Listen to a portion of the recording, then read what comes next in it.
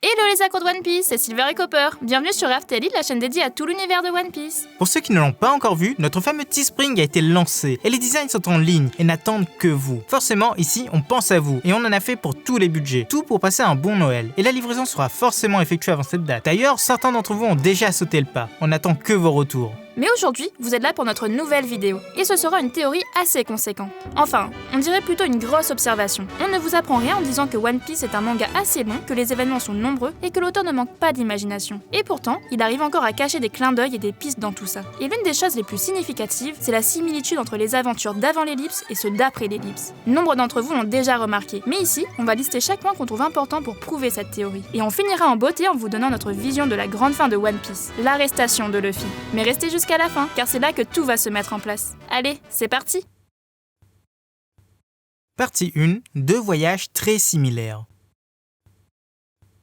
Forcément, nous allons commencer par le début de l'œuvre. Mais pour faciliter la compréhension de la vidéo, car elle sera riche en informations, on vous présentera les deux timelines qui s'affichent en bas à chaque point. Et nous suivrons les deux parties de l'œuvre en même temps, post et pré-ellipse. Le premier arc de One Piece, en tout cas que tout le monde considère comme tel, c'est East Blue. Mais on va la séparer en deux parties, voire même en trois parties. Post-Arlong, Arlong et Lockdown. Vous allez vite comprendre pourquoi. Dans la partie post-Arlong, Luffy va s'amuser à rassembler des Nakama et va rencontrer à chaque fois des difficultés. L'une d'entre elles est le fameux Baggy le clown, un méchant assez cupide qui va par la suite faire de nombreuses apparitions mais aussi l'aider. Ils vont même devenir presque amis sur un malentendu, allant jusqu'à l'aider à infiltrer Impel Down. Et bien juste après l'ellipse, dans l'arc Shabandi, il va retourner sur le bateau et réunir encore une fois ses Nakama. Et sur le chemin de leur prochaine étape, ils vont tomber sur Caribou, un méchant qui sera vite battu, mais qui reviendra de temps à autre jusqu'à finir à Udon et aider Luffy dans son évasion. Et oui, on le dit haut et fort, Caribou, c'est le Baggy de la deuxième partie de One Piece. Et il sera sans doute amené à faire de grandes choses. Pour le second point, ça se passe sur l'île de Nami.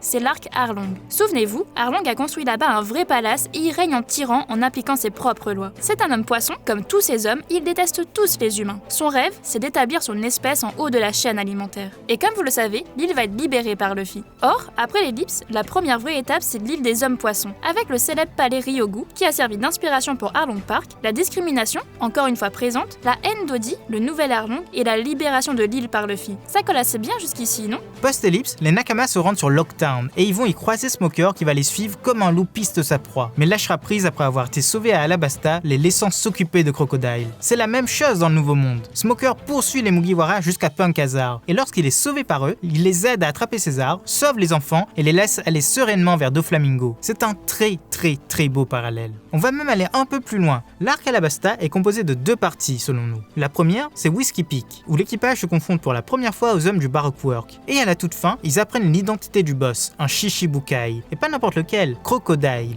La seconde partie de cet arc, ce sont tous les événements qui se passent sur le pays de Vivi en lui-même. Et c'est là qu'ils vont libérer la population en battant le Shishibukai. Et après l'ellipse, c'est mot pour mot la même chose. Ils arrivent à Punk Hazard, se confrontent aux hommes de Joker, apprennent à la toute fin que c'est un Shishibukai Doflamingo qui tire les fils de tout ça, et se rendent sur son île pour le battre et libérer la population. Seule différence, c'est qu'ils travaillent pour quelqu'un d'autre. Oda rajoute ici une autre dimension pour cet arc, la présence d'un Yonkou, Kaido. Petit bonus, autre point de similitude, sur Whiskey Peak, ils rencontrent Vivi, une princesse qu'ils vont aider à reconquérir son pays. Et à Punk Hazard, ils vont rencontrer Momonosuke, l'héritier légitime au titre de shogun. Et ils vont aller avec lui jusqu'à Wano. C'est par la suite que les choses deviennent un peu plus floues. Mais encore une fois, on peut trouver certains points communs. L'arc Zou est un arc à part. Il est unique et les événements qui s'y passent ne se réfèrent pas au passé. C'est juste un pont pour l'avenir. Par contre, l'arc Skypiea nous montre un pays fantastique, sur les nuages, avec un haricot géant. C'est tout droit sorti des contes de fées. Vous ne trouvez pas? Ça correspond à Whole Cake Island dans le Nouveau Monde. Dans ce royaume de nourriture, on peut manger les maisons. C'est tout droit sorti d'Hansel et Gretel, donc inspiré de contes de fées. Et nous avons aussi un tyran qui utilise des éclairs, n'est-ce pas?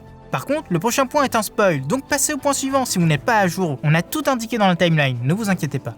Ensuite, on a le fameux Enies Lobby, un des arcs les plus appréciés de la série. Il est scindé en deux parties. La première sur Water 7 avec la défaite de Luffy, l'enlèvement de Robin, les ON du CP9 qui montent la garde et le départ pour l'île judiciaire, le lieu de la deuxième partie, avec un sauvetage, Sanji qui se fait attraper par une femme, Khalifa, et une tour à gravir. Et Wano, c'est quoi? Eh bien c'est une première partie sur la grande île où Luffy se fait battre, une première apparition des ON antiques avec Page One, X-Drake, Queen, King et Jack, le départ pour Nigashima pour la seconde partie, avec l'enlèvement de Momo là-bas, sa libération et sa fuite, Sanji qui se fait attraper par Black Maria et une nouvelle tour à gravir. Alors là, si on ne voit pas le parallèle, on ne sait plus quoi vous dire. La suite de l'histoire, on ne la connaît pas encore du côté Nouveau Monde. On n'a donc rien à comparer. Mais si l'on se base sur tout ça, on peut deviner certaines choses du futur. Petit 2, l'avenir dans le passé.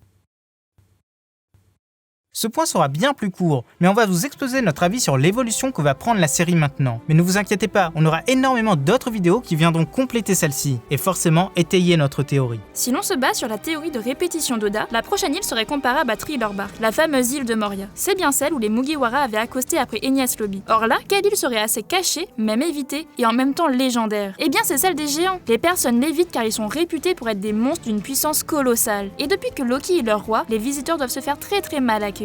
Autre parallèle, sur Thriller Bark, on avait Oz, un géant. Et bien sur Elbaf, on en aura une multitude. Une autre quasi-certitude pour nous, c'est la présence du dernier poneglyphe rouge sur place. N'oublions pas qu'Oda a déclaré qu'il ne restait que 5 ans avant la fin du mystère de One Piece. C'est bien peu, mais pourquoi là-bas et pas après? Eh bien c'est simple, après cette étape, Luffy atteindra Locktail, la dernière île de Grand Line, et il deviendra le roi des pirates. Et là, ce serait le parallèle ultime. Après Thriller Bark, Luffy arrive pour la première fois à Shabondi. Et rappelez-vous, ça marque la fin de la première moitié de Grand Line, et sa nomination en tant que supernova. Et bien après Elbaf, il aura tous les éléments pour atteindre la dernière île, Locktail, et il sera nommé le roi des pirates. Voilà toute la puissance d'Oda. Mais ça ne finira pas là, car après Shabondi, on a Marineford. Et qu'est-ce qu'Oda promet depuis bien des années? C'est une énorme guerre qui marquera la fin de l'œuvre. Bien plus grande que Marineford, bien plus grande que toutes les autres. Et bien ce sera celle-là qui sera déclenchée, celle que Luffy livrera face au gouvernement mondial.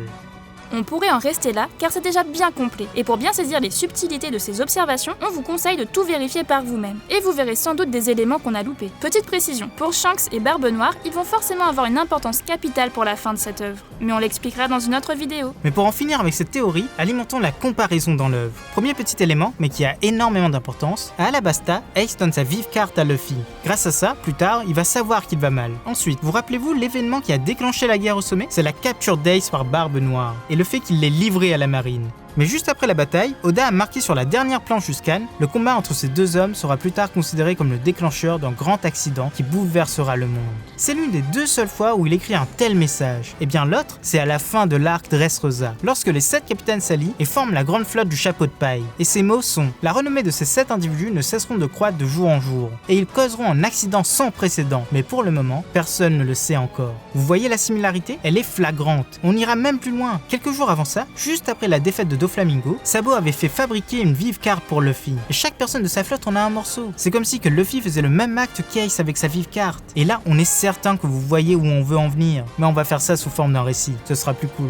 Après être devenu roi des pirates, Luffy va d'une façon ou d'une autre se faire arrêter par la marine. Or, équipés de leur vive carte, les 7 capitaines éparpillés aux 4 coins du monde vont le savoir et se dirigeront pour le sauver. Mais ils ne seront pas seuls. Le reste de l'équipage également, s'ils n'ont pas été capturés, tous les alliés, Law, Marco, les personnes qu'il a aidées tout au long de son aventure, Kyros, Wiper, les Fourreaux Rouges, ses anciens ennemis, Crocodile, Baggy, Katakuri, tous se rejoindront. Et ensemble, ils livreront la bataille ultime pour sauver Luffy. Ce sera ça, la fin légendaire du roi des mangas.